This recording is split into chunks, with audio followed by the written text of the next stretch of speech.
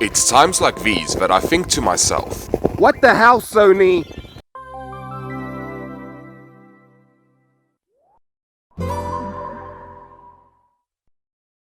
So rewind a bit, back to a time when things were simpler. I used to be one of the biggest Sony fans and advocated that all other console brands were inferior. Sony was the only company who could achieve greatness in my eyes. I mean, just look how underpowered the Nintendo DS was compared to the PlayStation Portable. So what if the Nintendo DS outsold the PlayStation Portable by more than 70 million units? Numbers are just things people use to confuse you. Growing up in a Sony household, there were some things that I needed to learn to accept. Sony just loves their special memory cards. To be fair, they are not the only guilty ones, but this video is about Sony memory cards, and not the Sega Dreamcast that had a very innovative variation of a memory card called the Visual Memory Unit, or VMU for short. That was a joke, but the VMU is more than just a memory card. It has a screen and buttons. Wow! The VMU would plug into the Dreamcast controller instead of directly into the console, which in turn would display something on the LCD screen, corresponding to the game you're playing. The VMU had a built-in battery, meaning that if you had to leave the comfort of your Sega Dreamcast, you could unplug the VMU and take a bit of the gaming experience with you. The save files of certain games contained mini-games, which could be played as an extension of the main game, and sometimes even added something extra to your game.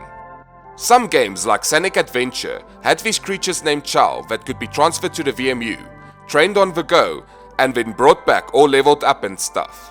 The mini-games on the VMU might not have been the best games out there, but it was innovative, and that is what the gaming industry is all about. This little system pushed the limits of what a memory card should do, and was an indication of what the future could bring. But this video is about Sony, so why are you going on about Sega? For those of you who feel confused at the moment, I urge you to seek help. In the meantime, maybe I can assist you. As the gaming industry evolved and games became bigger and more complex, simply restarting the game every time you wanted to play became a problem. Not everyone could sit down and finish a game in one sitting. Some of us had better things to do. Yeah, that's clearly not me. To solve this problem, the memory card was invented for consoles. Memory cards for consoles have existed for quite some time, but the first time it had an impact on me was with the PlayStation. Older consoles had no built-in memory dedicated to saving games, so we learned early on that one of the most important accessories we needed for the PlayStation was a memory card, also known as a Virgin Pass. The Virgin Pass allows you to save your gaming experiences, and then take them to your friend's house to show off your level of virginity with pride. I've got mine right here.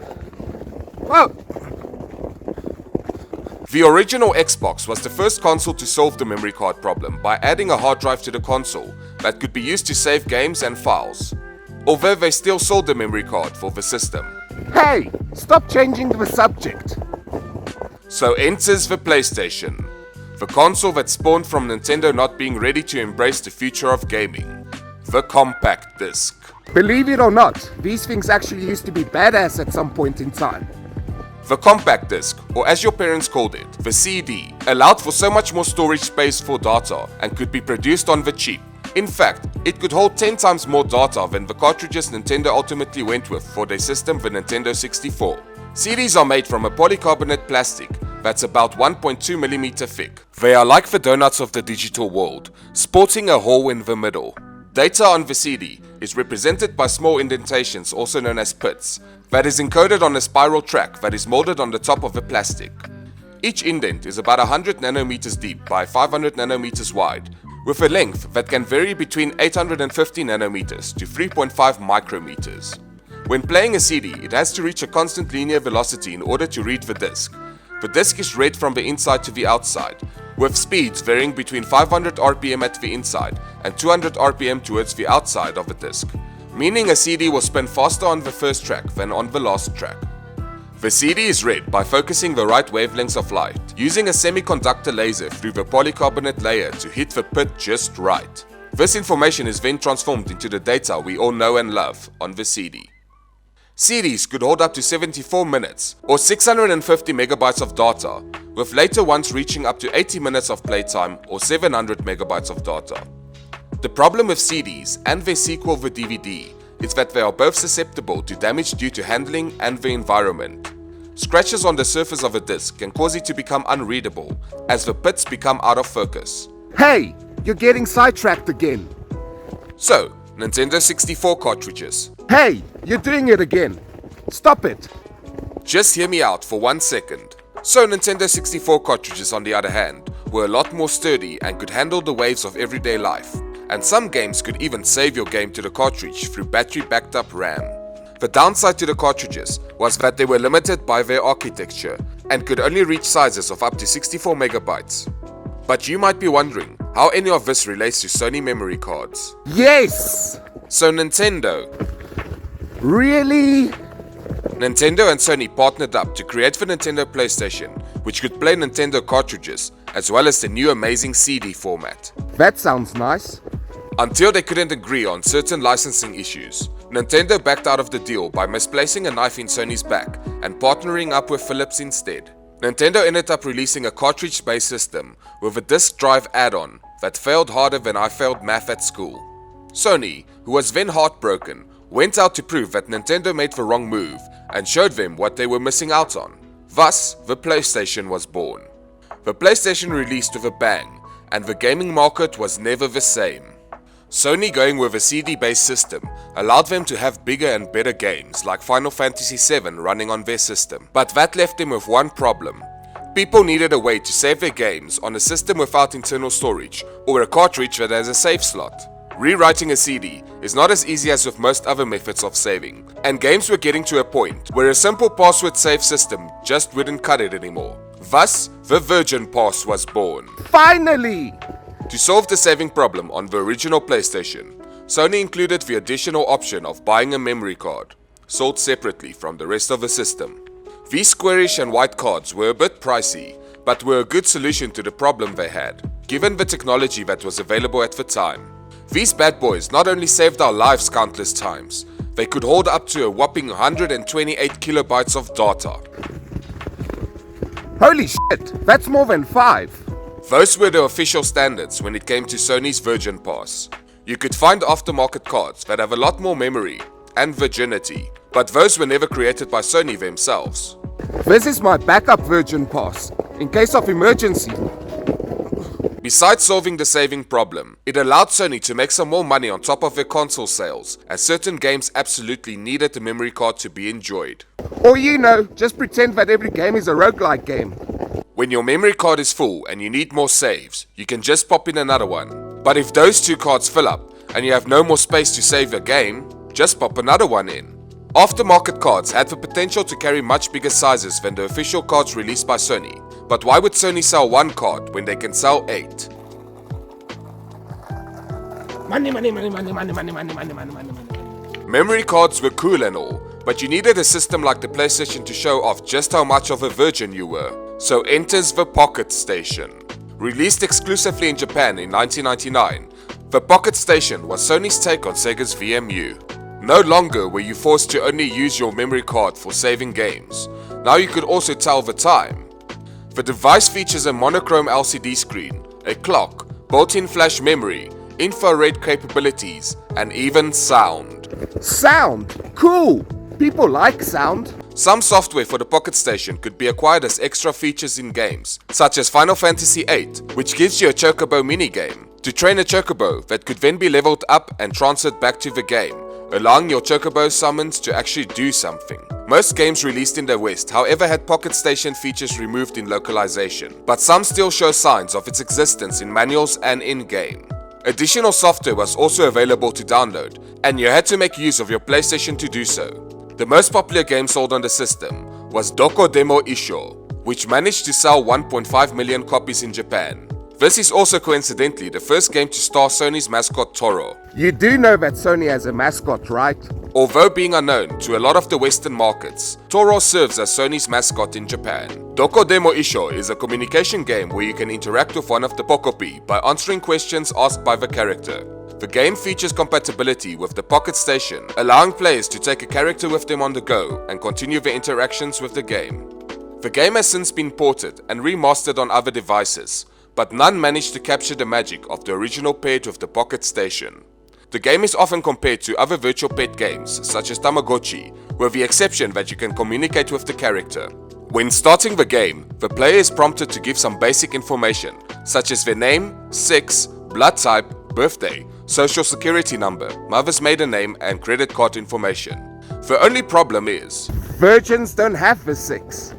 those who managed to pass all the difficult questions were able to select one of 5 Pocopi and start playing the game set in a small apartment filled with various items such as a tatami mat, fridge and game console. What more could you ask for? Like a Tamagotchi, most of the game involves you watching your Pocopi do various things such as exercising and doing backflips. You can also give your Pocopi food and they grow happier the more you interact with them. Household items also slightly change from day to day, and ignoring your Pocopi will cause them to become sad. I'm pretty sure I'm supposed to be talking about something different. One of the parts of the game that I find the coolest is that your Pocopi will write a diary entry at the end of each day that includes a picture with it. The diary can be viewed by the player at any time, but that kind of makes you a bad parent, as you don't respect their privacy. Although, they don't care. If you don't interact with your Pocopi for the day, their diary entry will be filled with a depressing comment that could end up costing you thousands in therapy. Wait, I was talking about Sony memory cards. The infrared feature on the Pocket Station allows you to transfer save files between devices, as well as allowing for multiplayer games. The Pocket Station was discontinued in July 2002 after shipping nearly 5 million units. This would have placed the Pocket Station above the Nokia N-Gage on the list of best-selling handheld consoles. Lucky for Nokia, this device doesn't qualify for that list, as it is seen as a peripheral instead of a standalone console. At some point, Sony tried to revive the Pocket Station on the PS Vita through an app that allows you to play minigames reflective of your PlayStation Classic library. This feature, however, is still only exclusive to Japan. Cause f*** us, that's why. Memory cards became such a big part of everyday life in gaming that by the time the PlayStation 2 came around, everyone had accepted that memory cards were the norm for gaming systems and just went with it. PlayStation 2 memory cards maintained the design of the original PlayStation 1 memory card, but this time had rounder edges. They were originally released in black, as opposed to the white of its predecessor, and later got released in a range of colors, including red. This time Sony spoiled us with the memory card capacity, giving us a whole 8 megabytes of storage space. Wow, how can things get any better than this? There were once again a lot of aftermarket cards that could carry a higher version capacity, such as this one that can switch between 2 memory card slots, giving me a whole 16 megabytes of storage space in return for a less reliable product. And then came the PlayStation Portable, a device so revolutionary that it requires its own media format in the form of a UMD, or Universal Media Disc for short. The UMD allowed for an array of media to be stored and enjoyed on the PSP, such as movies and games. It was so universal that only the PSP ended up using it, and it brought along the same problems CDs have, but now with a nicer protective cover. UMDs lacked the function to save games, and the PSP had no internal storage that could be used to save games. So Sony's solution was to allow for their Memory Stick Duo and Memory Stick Pro Duo to be used to save games. These cards were less readily available than the common SD cards of the time, and were usually more pricey. Still, most of us were none the wiser, and just went with it, since that has been the way it has always been. This time, we got the added feature of being able to digitally purchase a game and download games to the memory stick, so size mattered.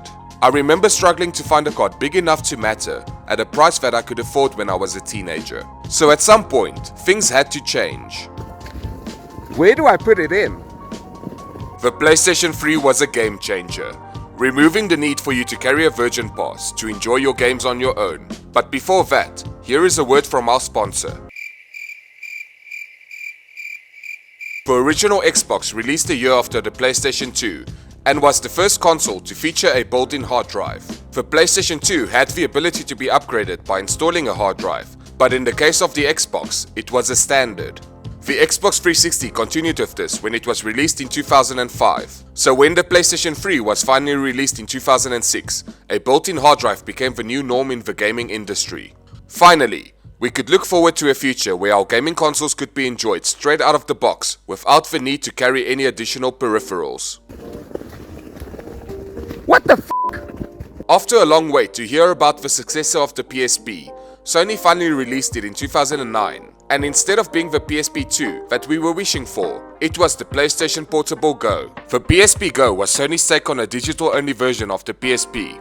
It was completely redesigned to have a smaller form factor, a sliding design, and even included 16GB of built-in memory. The problem came with the fact that this was made to be a digital-only version console and had no way to play UMDs like the original PSP did. Apart from this limiting the system to not being able to play Final Fantasy Crisis Core or Kingdom Hearts Birth by Sleep, which were never released digitally. This meant that internal storage filled up quite fast, requiring you to buy a memory card if you wanted more than 8 games on your system. The PSP Go requires you to use Sony's Memory Stick Micro, or M2 for short.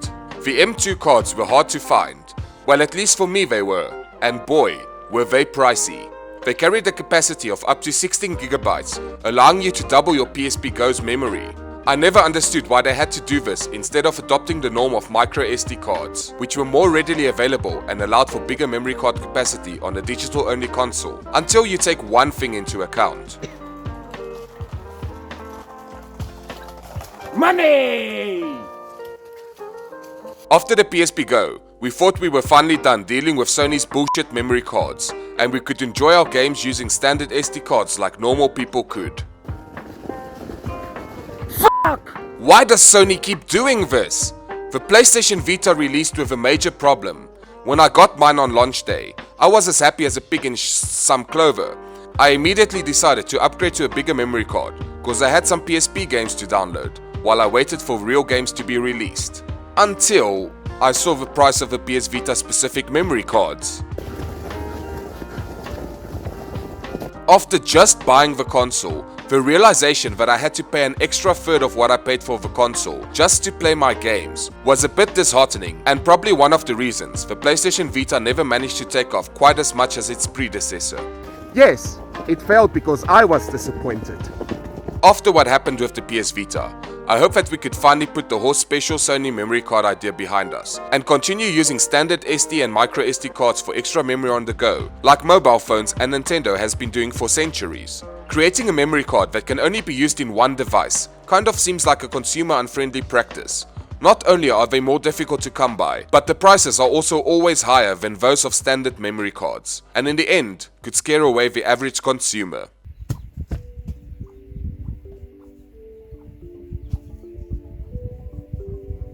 Nowadays, gaming has gotten to a point where we have phased out the memory cards, and most games save directly to the console's memory. This doesn't mean that our virginity gets locked to one system. Through the power of grayscale and technology, we have moved into an era where cloud saves have replaced the need for us to carry around a virgin pass, just to show our friends how fucking lame we can be when left unattended with some soda, a pizza, and hand lotion to prevent our hands from drying out.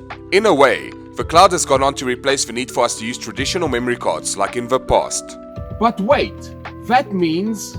Yes, the cloud has become the new Virgin Pass. The problem is that without an internet connection or subscription to a service, you lose your ability to take your saves anywhere you go. Instead of paying once off to keep your virginity safe, you now need to pay continuously in order to enjoy simple luxuries in life. There is also the problem that once services eventually gets discontinued, your virginity and memories will be lost along with it. Cloud saves are still a very good alternative given the time we live in. What I'm basically trying to say is that for the price of a PlayStation Plus membership or a Nintendo Switch Online subscription, we can all be virgins again. At least until your subscription runs out.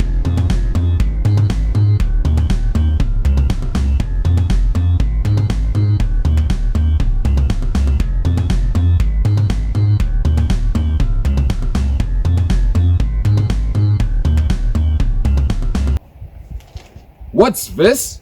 Xbox users get free access to virginity? Is this true?